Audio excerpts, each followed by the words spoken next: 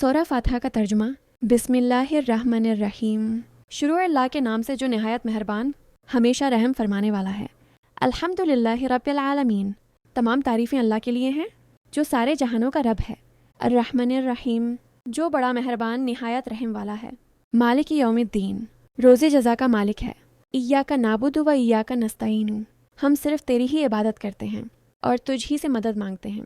اہدنا الصراط المستقیم، ہمیں سیدھا راستہ دکھا۔ صراط الذین انعمت علیہم، ان لوگوں کا راستہ جن پر تو نے انعام کیا۔ غیر المغضوب علیہم ولا الضالین، نہ ان کا جن پر غضب ہوا اور نہ گمراہ لوگوں کا۔